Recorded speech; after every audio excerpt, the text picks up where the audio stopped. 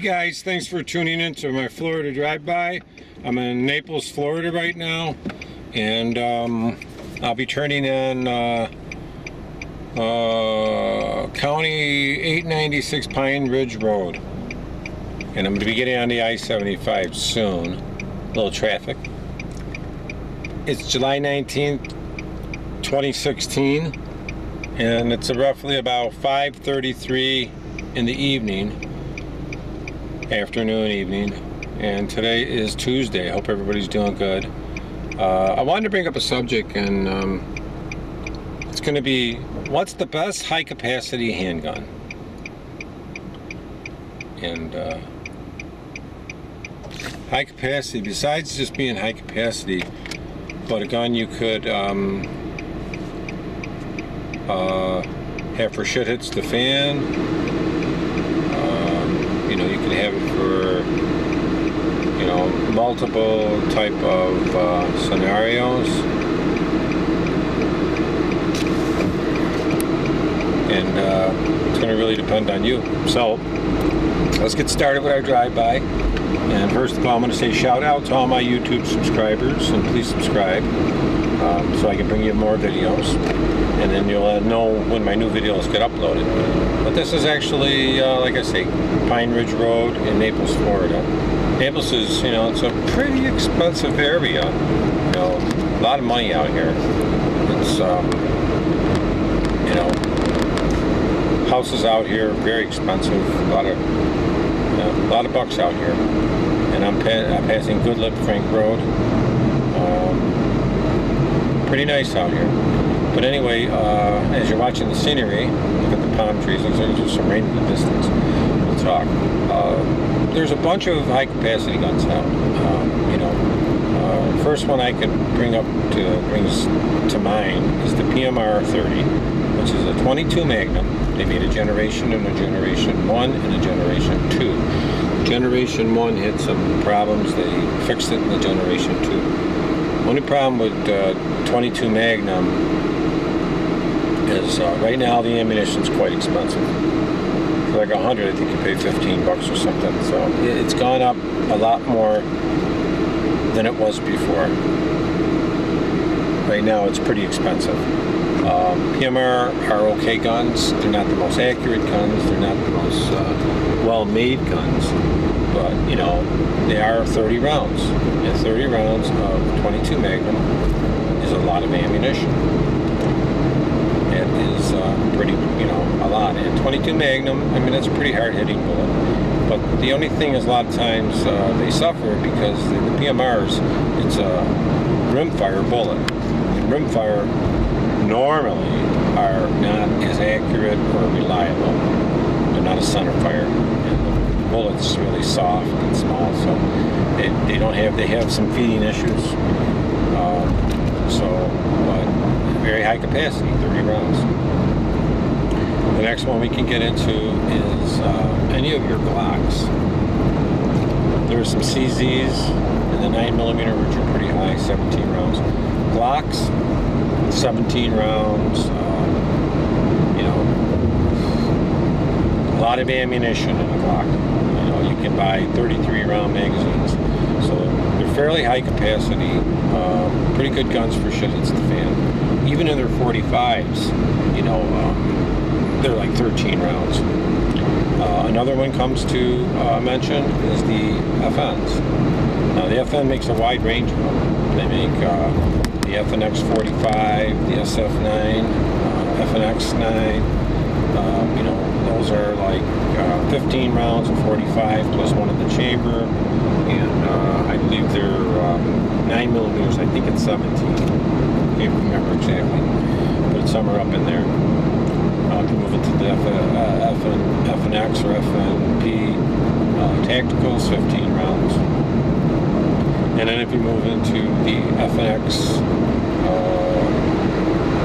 It doesn't matter if you get the FNX 45 tactical or 45, either one of them, tactical or non-tactical, you have the same capacity in the rounds in the magazine, basically the same gun, there's just some cosmetic differences in the barrel and some sights and stuff like that. But if you go into the 5.7, that's where she shines. 5.7s have 20 round magazines, and you can buy optional 30 round magazines for these things. And 5.7 is going to be an awesome gun. There's some really high-end ammunition you can buy for these. Elite makes some, R&R Weapons, Clarkston. There's a lot of places that make some really kick-ass ammunition for these guns. So you are not left in the cold if you want high-end ammunition. The best ammunition probably for the 5.7s is going to be your SS 198 or 198 SS. Those are better, the best. They're the hotter loads. They come in a red box. They're the FN ammunition. Those are best. The 197s and American Eagles, aren't really that great. They're always target ammunition.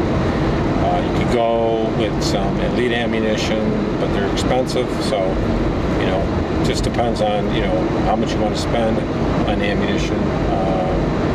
It's around. It's a lot cheaper now, so now's the time to stock up because when they ban, they will ban. That'll be one of the guns that'll be going. Probably the PMR 30, the 5.7s. Those are actually two of the handguns that'll probably, and maybe some of the high capacity Glocks will be going on the chopping block. But overall, if you had the money, the 5.7, no doubt, is probably a very good gun. Light, flat shooting. You can, the ammunition doesn't weigh much, and it's fairly cheap right now. If you have to get something a little bit bigger, a 9mm, you can get into the Glocks. However, there is several other companies that make larger capacity guns and double stack guns. There is CZ makes some. Ruger might. I don't think they make much of that, but there is some other ones. If you look around hard enough, you can find some that have really high capacity guns and magazines from. There's even some drums you can buy for Glocks that are like 50 round or 100 round drums or something like that are animalistic. They're awesome. When you get in the left lane here, it goes 1.1 miles. I will be making a left turn to the northbound, and we are on Pine Ridge Road still. We'll be turning up here in about 0.9 miles. 9/10 of a mile. Getting on the I-75 to go north. But yeah, that's what I wanted to bring up, and I want to know, what do you think, guys, as far as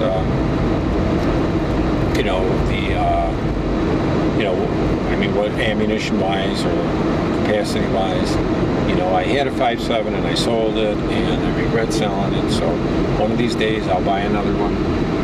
I don't really shoot my guns as much as that I used to. You have all these guns sitting around, and money's probably put someplace better. Like I say, but probably will rebuy the 5.7 one day, because that's actually it's almost like a collectible, because that's a very rare gun. That high capacity gun like that, that'll hold 20 rounds, 30 rounds. Or if you can't really afford it, a poor man's probably gun would be the PMR. PMR 30, you can probably get those for about, if you look real hard, $475, $500. And they're okay, but get a Generation 2, get the newer one. I don't know if they have a 3 out yet, but get the latest one. You can look up the differences on the internet, because I know there was some issues they had with the first generation. So, you don't want to buy it and have somebody else's problems. So check it out real good. But PMR is okay, but like I say, when you're talking about the bullets, they're not the most reliable bullets. And, there's not many bullets made for that gun. Not nearly as many as made for the 5.7, and not nearly as quality, because when you have a center fire bullet, it just, all your gases will burn equally, and if you have a primer exploding and igniting everything, it's gonna ignite every time. You're not going to get failures. And also the bullet that they use is a better bullet. It's a higher quality.